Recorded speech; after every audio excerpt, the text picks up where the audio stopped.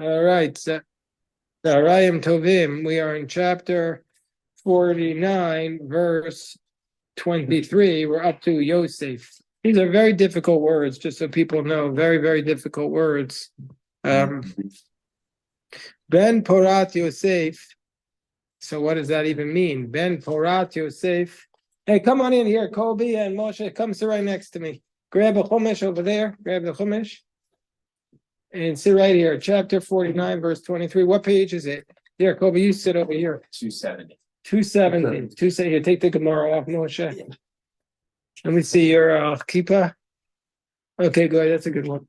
Chapter 49, verse 23. So it's a very hard words to translate. I'm just telling you right now. Ben Porat Yosef. What does the word Porat mean? Ben Porat Alei Ayin. Above the eye. Banot Sa'ada Alei Shur. And there are basically many words in this verse, which is a short verse, which I don't even know what they would mean without Rashi. So let's see what this word means. Ben Porat. Rashi says Porat means Chain. So it means Ben Chain. Joseph is a son of Chain. Do you know what Chain is? Somebody says, oh, this person has Chain. Do you know what Chain means? Favor. Yeah, favor, like grace. Like this person is... Right, like you, well, exactly. It means to say that this is a person of grace, which means what? Which means just a person of, I don't even know how to translate that word. Charismatic. Or when you look at the person and you smile, you get a smile on your face when you look at them. They just look beautiful. Like the people in this room are people of Chain. Ben Chain. So Joseph is a person of Chain. V'hu lashon Arami. So Rashi says this word Porat is an Aramaic word. Now that's also strange. Why is the Torah having an Aramaic word? In Aramaic, it's Apirian Nam Tiye Rabbi Shimon. Let's extend our grace to Rabbi Shimon at the end of Baba Metzia. King Shapur of Persia was well versed in the law. When a certain ruling was reported to him, he praised Rabbi Shimon with this statement. Now, what is the next? So Ben Porat Yosef. So Joseph is a person of grace. Ben Porat, so it repeats it, Alei Ayin. What does that mean? Above the eye, a son of grace to the eye. Chino natoi ala ayin haro eoto. Every eye that sees him is smitten with his grace. When you see Joseph, he's like a person of grace. I guess charismatic is a great word. You see somebody walking down the halls and the charisma. Charisma. Then it says here now, Banot Sa'ada Alei Shur, very, very difficult words to translate. Rashi says what this means is Benot Mitzrayim, the girls of Egypt, Hayutzoadot ala choma, would step along the wall, Listakel biyofio, to gaze at Joseph's beauty. So basically, Joseph was a person of charisma, pleasing to the eye, and the girls would line up to see him. He had what we would say in modern slang, Riz. You know what Riz is? Yeah. Do you know that word, Riz? What? Congrats. On what? Whatever you just said. No, Riz is the modern word for... That's what I'm saying. No. Congrats on knowing that. But why would Jacob praise it, especially since he was already married when he was going in the chariot? Yeah, why would he want that? But Banot Arbai, many girls, Sa'ada ko'achat ve'achat. By the way, the word Riz comes from charisma. Charisma. Banot Arbai, many girls, Sa'ada ko'achat ve'achat, every one of whom stepped b'makom shetuchal or oto misham. Each one of the girls would be lining up to see him, to get a good glance at him, like the paparazzi, or you can imagine like a major actor walks in, everybody lines up to see him. So that's what the girls were doing. Benot Sada Alei Shur. So the word shur, I guess here, is meaning on the wall. They would line up on a place where they could see him. But Rashi gives another explanation of what Alei Shur means. Al Ri'iyato, overseeing him. I shall look at him. Rashi says there are many midrashim, but this is the the resolution of the verse. V'zeno tell you shuv hamikra. Okay. Porat. Rashi says something very interesting here. The taf in Porat is tikkun halashon. It's just an enhancement of the language, but it doesn't mean anything. Kamo al divrat b'nei adam. It could have just said davar. They just added in the letter taf. It means nothing. Ashur means to gaze. Kamo ashur, in order to gaze. Okay. Now, Onkelos has a different explanation. Ben Porat Yosef, Bri Diyizgei Yosef. A populous son is Joseph. Porat Lashon Piriya Urvia. The word means fruitful and multiplying. V'yesh Midrashay Agada Bo. And there are many Midrashim in this verse. Hamit Yashvim Al Lashon, which fit the wording. So it means Joseph is very fruitful. So here's the story. Here's the midrash. Bisha shabau Esav l'krat Yaakov.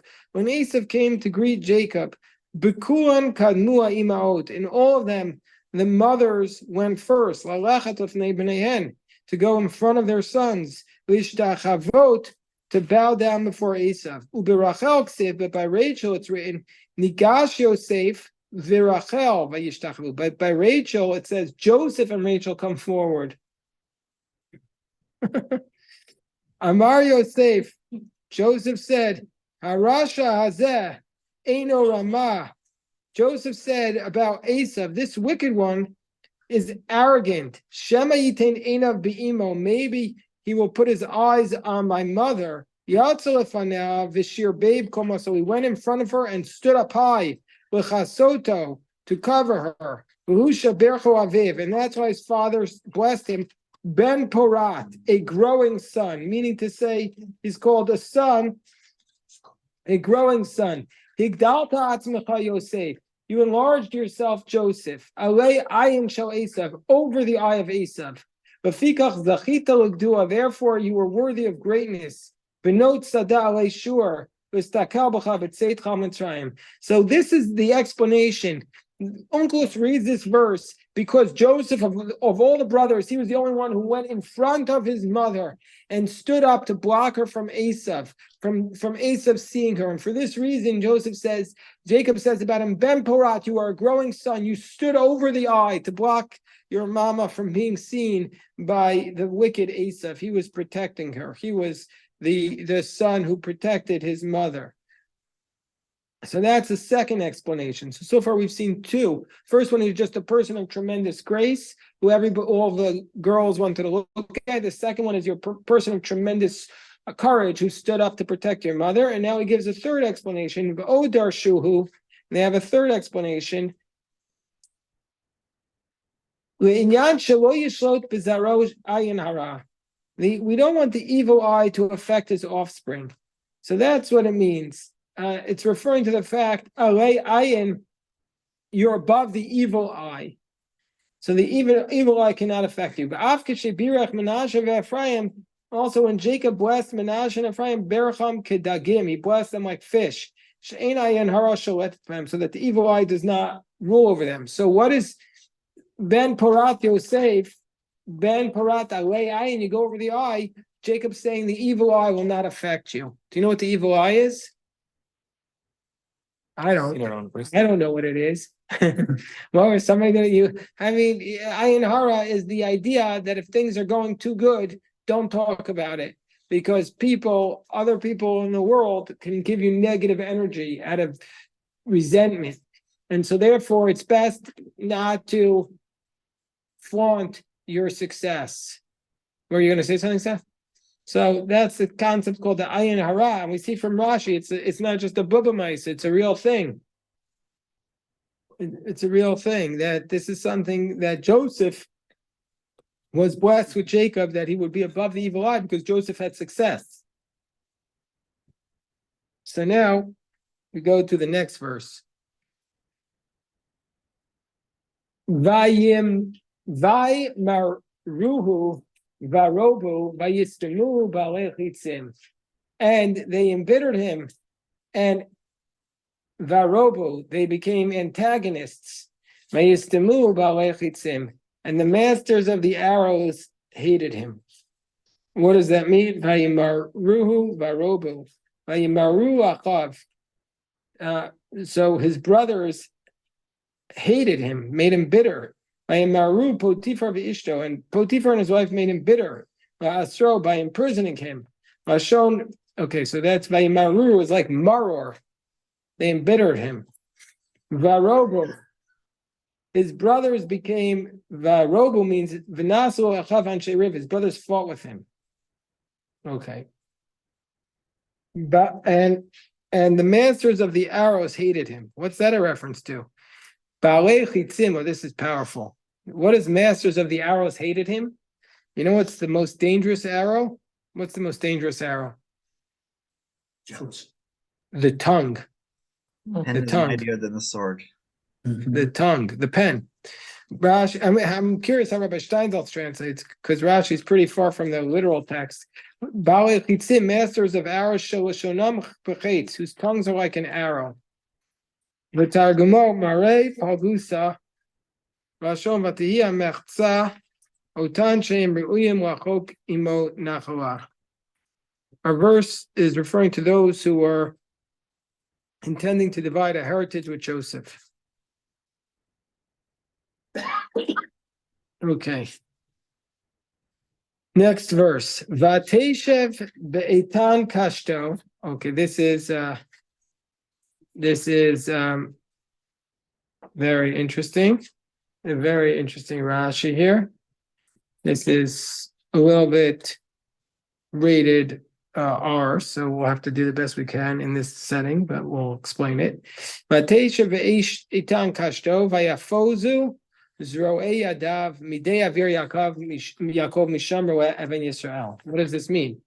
Vatesha be'etan kashto. His bow was firmly placed. Vatesha be'etan kashto. His bow, he dwelt in the. We'll see what Rashi translates it. Nityashva b'chozek. His bow was firmly in place. Kashto is strength. Vayafozu zroei yadav, and his arms were gilded. What does that mean? Sui nitinat tabat. This refers to when Pharaoh put the ring al yado on Joseph's hand. Ashon zahav mufaz. Zot haitalo midei HaKodesh Baruch Hu. This was from God, who is Shu Avir Yaakov. So he rose up to be the shepherd over Israel. Okay. Onkelos says that this is a reference to his prophecy came back at his brothers like a bow. Beitan kashto. Basically, his prophecy came back because of the power of God. Eitan means strength. Eitan Yisrael. Even Yisrael, he is what's called Midei Avir Yaakov, from the hands of the mighty Jacob, Misham Roeh Even Yisrael. From there, the shepherd of the stone of Israel. Like, what does that mean? So let's see what Rashi says. Even Yisrael. The word Even, which we typically translate as a stone, here it stands for Av Uben, Jacob and his sons. The rabbis say like this. This is a little bit risque, but it's from the Talmud, and you should be aware of this midrash, even though I'll try to say it without being too graphic. So it says, a rabbi said, Vatesha be'etan kashto, that his bow was firmly in place, is a reference to this moment when Potiphar's wife tried to seduce him. And what he was able to do was he al kvishat yitro ve'eshet adonav. He was able to overcome his temptation from his master's wife. They call it a bow, the koro keshet. That's a reference to the male member. It's called a bow. Al shem sha'zera yoreh kachetz, because the male seed typically shoots forth. It's considered to be like an arrow. but vayafozu zroei yadav, and his arms were gilded. Kamo vayafotzu, they were dispersed like sheyatza hazera mibein etzbaot yadav. The seed, he was so tempted to sin that he produced seed, but then he overcame his temptation, and the seed went basically back through his body and came out through his fingers instead of through his normal manner. Rashi says he dug his finger. I mean, the Talmud says, Rashi to the Talmud Sota said he dug his fingertips into the ground, leaned on them so that his physical discomfort would suppress his desire. And then his seed came out from between his fingers. What this means to me is that what the Torah does is help us to channel our physical energy in different way. And so basically we're able to use our energy for something else. So he put out his seed through his fingertips. But this is clearly Midrash. Does Rabbi Steinfeld say anything similar? He cut out that one. No, he just didn't. It doesn't reference. It says, it just doesn't, He doesn't mention it. it doesn't go down that line. Yeah, no, I know it's it's a little bit of a drash. First time we've heard this, like Asav and other people, like archers, we've done many different Rashis where this is the same thing. Very clearly, if anybody's done any literary analysis, whatever it is, whatever the word is, bow and arrow is clearly symbolic of the procreation. It's very clearly the symbolism there. So, but the unusual thing here is the fingers. That's the aspect which is eyebrow raising, that it's coming out from between his fingers, but okay, that's what it is. So we go on to the next verse. Mekel avicha v'yazreka ve'et Shaddai vivarkecha berchot shamayim me'al berchot tahom novetzet tachat berchot Shaddai v'rachem. Again, a very, very difficult verse.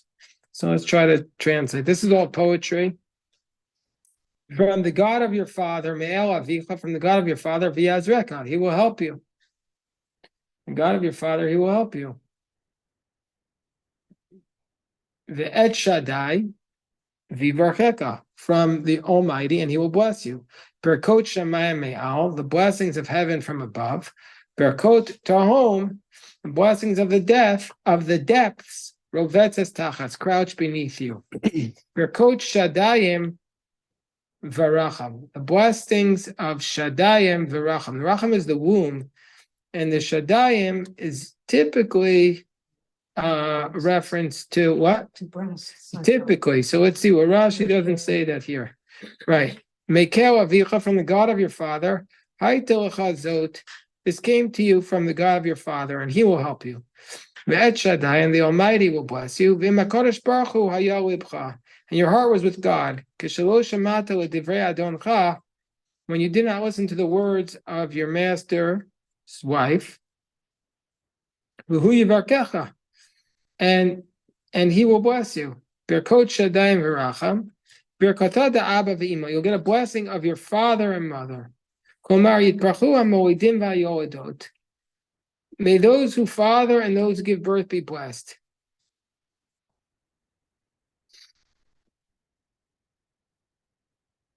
Okay. But Rashi says here the word Shaddayim is not a reference to breasts, but it's a reference to being cast down, like from Aramaic, to yishtadi, or shuda, to cast. So he takes it to the Aramaic and not to the typical Hebrew word. It's interesting that he takes that approach. So that's what he does. Now Rashi says, Birkot avicha gavru al berkot horai, the blessings of your father became mighty beyond the blessings of my parents. Ad ta'avat givot olam, to the bounds of the world's hills, whatever that means. Tieno Rosh Yosef, you will be upon Joseph's head, Ukakod, Nazir Echav, and the head of the withdrawn one of his brothers. All these words are very difficult, and the meaning is very difficult. So let's see what Rashi says. Birkot avicha, habrachot sheberchani HaKadosh Baruch Hu, gavru v'alchu al habrachot shebeirach HaTorah. The blessings which God blessed me became mighty above the blessings that he blessed my parents, meaning the blessings are growing. Ad tavot gevot olam, to the bounds of the world's hills. Lefisha brachot sheli, because the blessings are mine, gavru, they became mighty at sof kvulei gevot olam, until the end of the world. As it states, he gives examples of it. Okay. Ad tavot. Okay. Nazir Achav, this is something we had a lot in Tractate Nazir, but it means to say, Prishad Alchi, the isolated one of his brothers, Shenivdol Me'achav, he's separated, as it states, V'yinazru Mikodshe B'nei Yisrael, he's separated from the children of Israel. Okay, now we're up to the blessing of Benjamin. Benyamin Ze'ev Yitras. This is the last blessing, this is the last verse of blessing. Benjamin is a wolf who will maul. How is that a blessing? Seriously, how is that a blessing? But Bochar Yochal Ad, in the morning he will devour the spoils. Erev Yichalek Shalal, in the evening he will distribute the plunder. Does that strike you as a blessing? Maybe it's like he has a lot of spoils, but it's also a little critical. Rashi, you know the answer, no? What? It was talking about the altar that's in Benjamin's Chelek, and so there's the Tamid of Boker and Tamid of Ben Abayim. Right. Earlier this week, when I taught this, I compared this verse to the story of Miriam Bet Bilgah that kicked the altar with her handle and said "Lupus, Lupus," and so Lupus is a zev. And I tried to understand what the difference between them is, and I guess from what I gather, Miriam Bet Bilgah was doing it during the time that the Greeks were in charge. So she went in there with their shoes, because most people, nobody is allowed with shoes into the temple, and she was kicking the altar and criticizing the altar for consuming the Tamid Shuban Abayim. Very, very, very nice. So let's see what Rashi says. Rashi says, Benjamin is a wolf who will maul. Ze'evu asher yitraf. He's a wolf who will maul. Niba al sheyu atidin liot chat fanin. Rashi does not take it positively. He says that Jacob is prophesizing that in the future the tribe of Benjamin are going to be grabbers. V'chataftem lechem ish ishto. Each man shall grab a wife. B'pilegesh begiva.